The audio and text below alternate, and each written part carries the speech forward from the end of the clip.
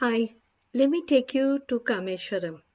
Okay, we are now having five main activities. One is sanitation, and the other is second is waste management, third is environmental education, fourth is community actions, and you can see these kids, and the fifth is ecological products. Now, we don't just make any toilets. We make toilets that are really particularly suitable for high water tables. It's a particular model where urine and feces are separated and the feces is composted. And this is to prevent contamination because the usual pit latrines built in high water tables, it just the water percolates into the soil and contaminates the water sources. On that, another day. We also repair all the toilets because of the salt in the water, there is a lot of wear and tear. Okay. And in terms of waste management, we are building household public bins, which people are not willing to buy, but they are willing to take for free. Okay, and they are finding it useful. We are trying to make a business case for that also. And then in terms of waste management, we are building these public waste bins which are often vandalized. So we're going to have a competition soon from the people to co-create the innovation. We want to see this kind of community innovation who comes up with a model of a climate resilient public waste bin that is easy to empty for the village council workers and which also looks pretty.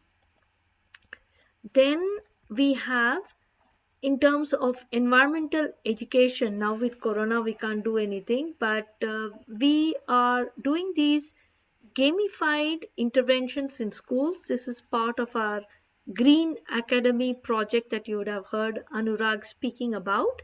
It developed here, it has gone to Ghana, and it's going to Uti, and we will be doing more and more with it. This is going to be one of our core um, core knowledge outputs for the world. The other one is having these village internships for students from cities, and even architecture students. They have never touched the brick, they have never done real work, they don't know how to fit in a pipe. So they know how to make all these nice drawings on their computers, but they're not used to laying bricks, so they find it very exotic, even the Indian ones.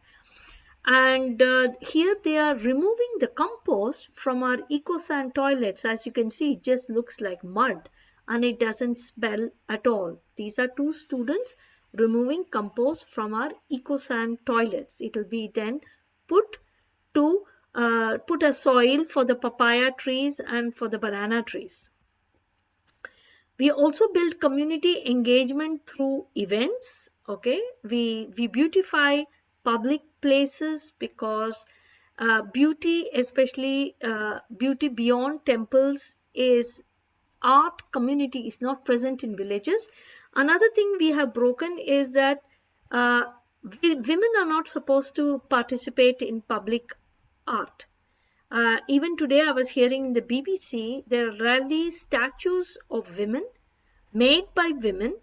Even in developed countries, the first statue of an unknown woman made by a woman artist was built apparently last year in the USA. So this is a very big revolution, feminist revolution, to have women paint public places. They're supposed to only paint their houses and beautify their houses.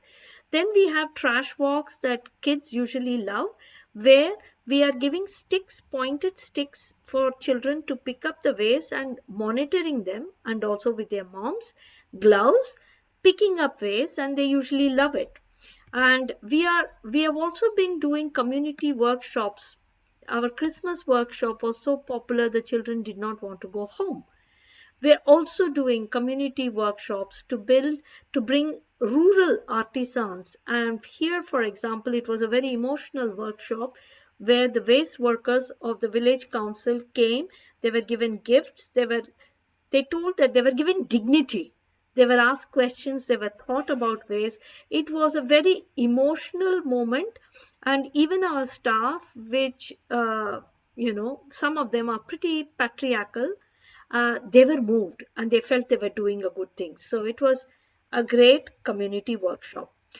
Then, for community action, for these workshops, we are also thinking about how to engage the people. So, our ladies have been searching the internet, our interns have really helped, and we are making a number of things that kids can take home as gifts to their parents.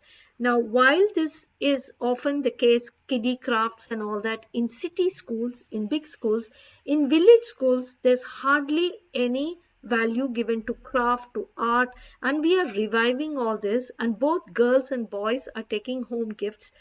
The parents love it, the children love it.